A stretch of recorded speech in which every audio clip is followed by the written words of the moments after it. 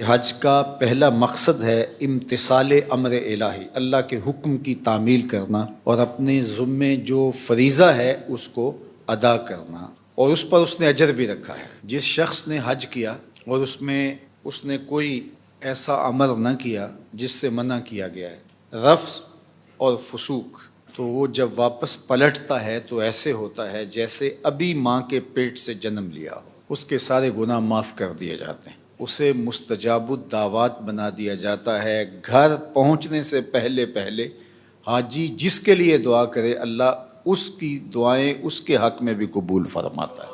تو زندگی میں ایک مرتبہ حج فرض ہے، اور وہ بھی اس پر جو صاحب استطاعت ہے، اور اگر اللہ بار بار یا ہر بار نصیب فرمائے جب تک اس کی صحت استطاعت ہے تو یہ بھی ایک اچھی اور بہتر بات ہے۔ حج کا دوسرا مقصد رضا الہی کا حصول ہے، اور یہ حج کے علاوہ ہر نیک عمل کا مقصد ہے۔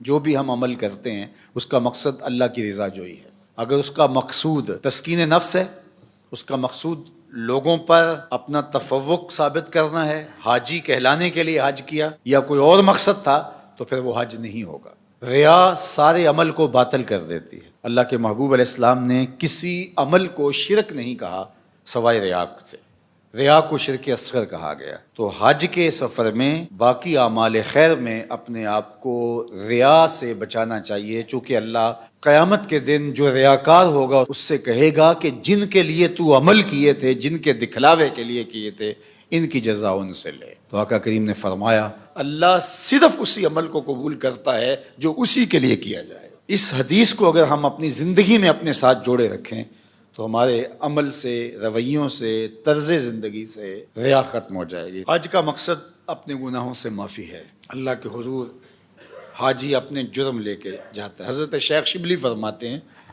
حج مجموعہ ہے، ہا اور جیم۔ فرماتے ہیں ہا کا مطلب ہے حلم اور جیم کا مطلب ہے جرم۔ تو گویا حاجی بارگاہ ایزدی میں جا کے عرض گزار ہوتا ہے مالک تیرے حلم کی مثال نہیں اور میرے جرموں جیسے جرم کسی کے نہیں۔ تو حلیم کی بارگاہ میں ایک مجرم اپنے جرم لے کے آیا ہے تو وہ اللہ کی چوکھٹ پہ اپنے گناہوں کو رکھ دے۔ تو حج پھر ایک ایسا عمل ہے کہ جس کے نتیجے میں بندہ ایسے ہوتا ہے جیسے ابھی ماں کے پیٹ سے اس نے جنم لیا۔ تو گناہوں کی معافی کے لیے حج کیا جاتا ہے۔ حج کا ایک مقصد اجتماعیت کا عملی ظہور ہے۔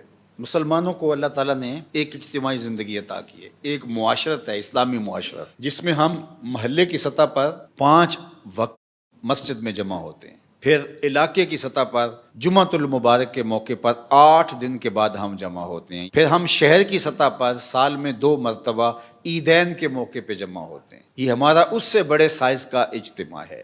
اور پھر عالمی سطح پہ ہم پوری دنیا سے میدان عرفات میں، منی میں، مزدلفہ میں، حرم میں حج کے موقع پہ جمع ہوتے ہیں۔ تو یہ مسلمانوں کا عالمی اجتماعی نظم ہے، اور مسلمانوں کی شان و شوکت کا ظہور ہوتا ہے۔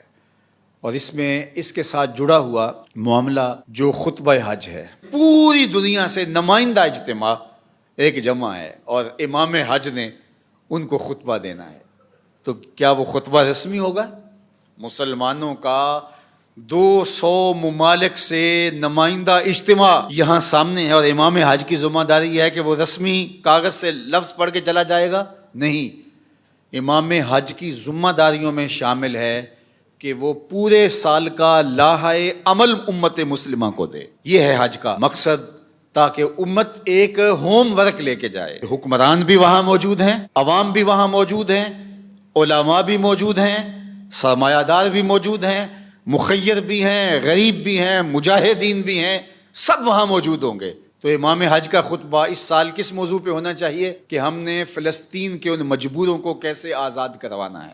اس میں حکمرانوں کی ذمہ داری کیا ہے، علماء کی ذمہ داری کیا ہے، امراء اور مخیر حضرات کی ذمہ داری کیا ہے، مجاہدین کس طرح کام کریں، اس کو ایک مربوط لائحہ عمل تیار کر کے لوگوں کے سامنے رکھنا ہوگا، ایک ہوم ورک دینا ہوگا۔ اس وقت الحاد کا فتنہ ہے، اور جو فتنے امت کو درپیش ہیں، اس وقت ہم باہمی افتراق کے اندر مبتلا ہیں، انتشار میں مبتلا ہیں۔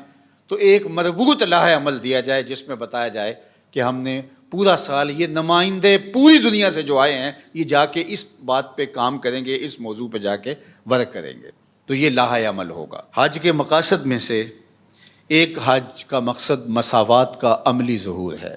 یہ جو فلسفہ اسلام نے دیا ہے کہ تم میں سے کوئی اس بنیاد پر کسی سے کمتر نہیں ہے کہ اس کا رنگ سانولا ہے یا کالا ہے، کوئی اس بنیاد پر کسی سے کمتر نہیں ہے کہ اس کے پاس پیسے تھوڑے ہیں، یا کوئی برتر اس لیے نہیں ہے کہ اس کے پاس دولت کے انبار ہیں، بلکہ بنیاد کیا ہے؟ تقوی بنیاد ہے۔ بات لمبی ہو رہی ہے۔ عالمی رابطوں کا ذریعہ ہے حج۔